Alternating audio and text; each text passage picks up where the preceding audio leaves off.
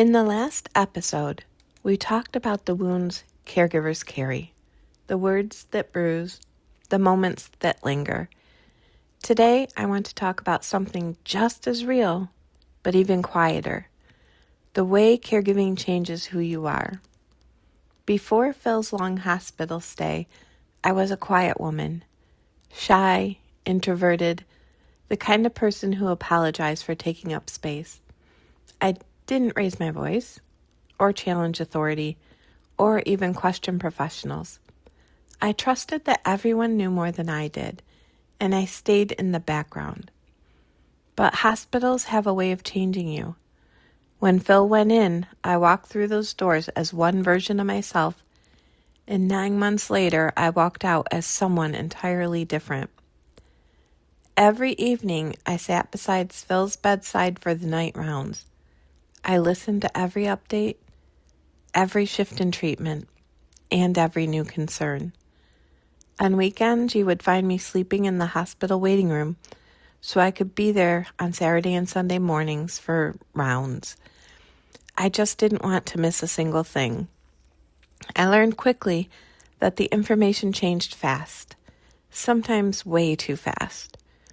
One doctor would say one thing on Tuesday, and by Friday, a different doctor would suggest something completely opposite.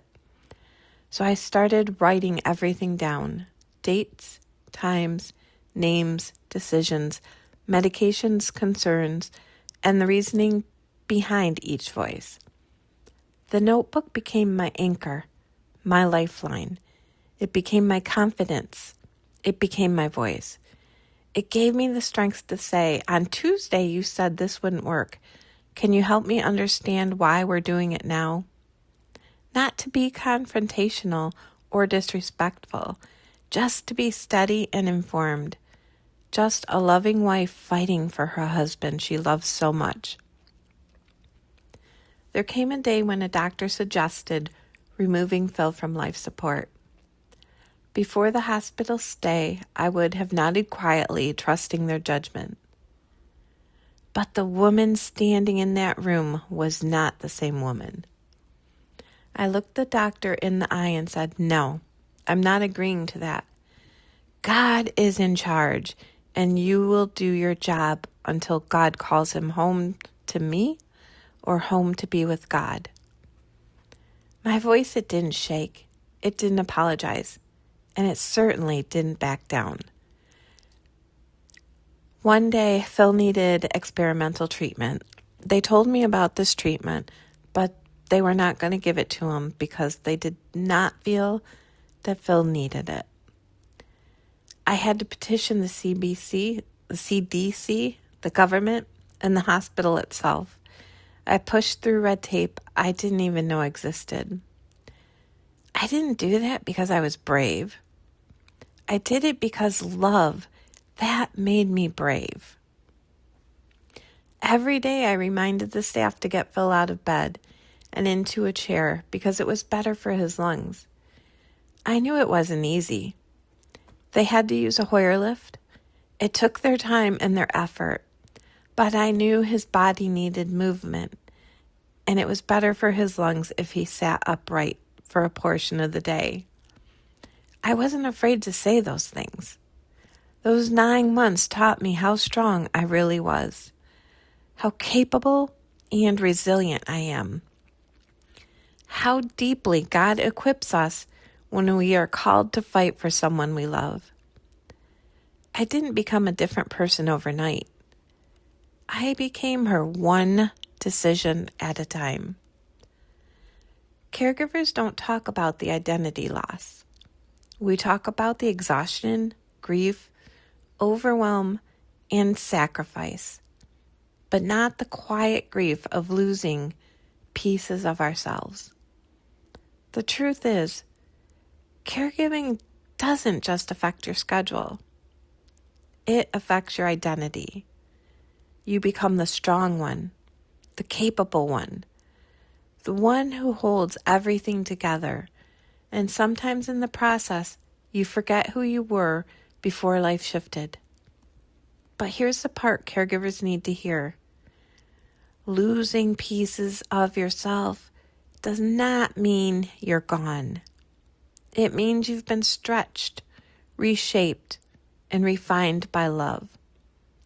And after the caregiving season changes, whether through recovery, placement in a facility, or loss, there is a rebuilding that begins slowly, gently. God starts handing pieces back to you. Sometimes there's new, better pieces. Sometimes old ones you thought were gone forever, they come back. Your identity, it's not lost, it's just transformed. I felt this again recently with my mom. Her confusion had been growing, and on some days she looks at me like she was searching for the version she remembers.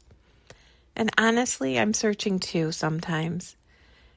Caregiving for her has changed me in ways I didn't expect. I'm more protective, more alert, more emotionally stretched. And sometimes when she's having a difficult day, restless, unsure, frustrated, I feel myself slipping into a version of me that exists only in caregiving spaces. The vigilant daughter, the patient interpreter, the emotional anchor. And afterwards, when things settle, I sometimes wonder, where did the old me go? Is she still in there somewhere? Caregivers absorb so much, not just emotions, but identity shifts. We become versions of ourselves shaped by someone else's needs. And that's love. But it's also loss, and it's okay to feel that way.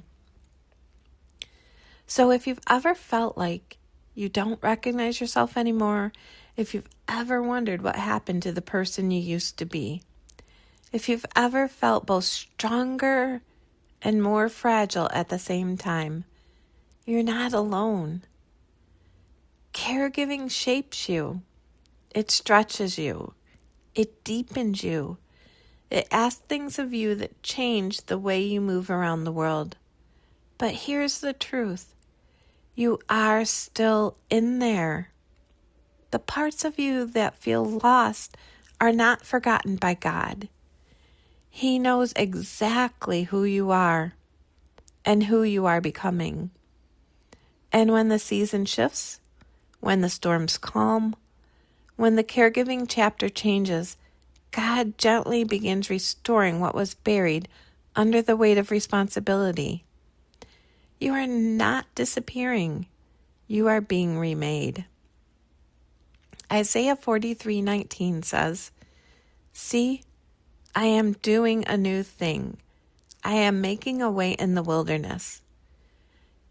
Caregiving can sometimes feel like a wilderness, unfamiliar, overwhelming, and stretching. But God is just not watching you walk through it. He is shaping you in it. He is restoring you through it. He is walking with you. And He is preparing new things in you that will bloom when the seasons change. And that is so true. I never thought possible that I would be doing a podcast or a blog, but God has shaped my caregiving journey and given me a heart that I want to reach every caregiver out there so they know they are not alone. There is a place for them to land, someone who honestly cares and who loves them. So here's something I want you to try this week. Take 5 minutes, just 5.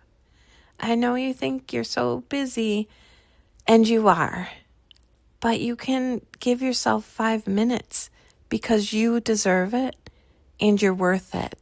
You matter. You matter to God and you matter to me. So take those 5 minutes and write down one part of you that you miss. A hobby, a personality trait, a routine, a joy that seems so distant. Then ask yourself, what in one small way can I reconnect that part of me? What can I bring into my day to day, that will give me a sense of that again. Identity is rebuilt one gentle step at a time. So I want you to take that first step today. Before we close, I want to remind you of this. You have not lost yourself. You have been loving someone through a season that required more of you than most people will ever understand. And God is not finished with your story. He is restoring you piece by piece, moment by moment, breath by breath. I want you to hear that. God is not finished with your story. Give yourself grace today because you deserve it.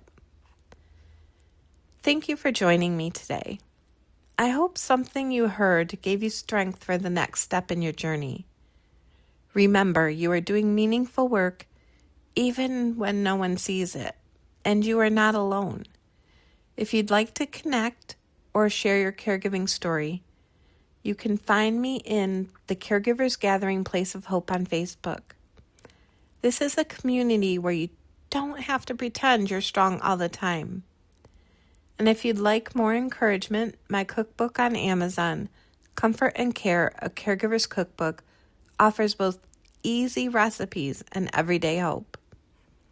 I'd love to hear what part of today's journey spoke to your heart. Feel free to email me anytime, and I mean it. I really want to hear from you. I want to hear your stories. I want to hear what you liked about the podcast. I want to pray for you. So email me anytime, thecaregiverstable@yahoo.com. Thanks for listening, and I'll see you next time at The Caregiver's Table.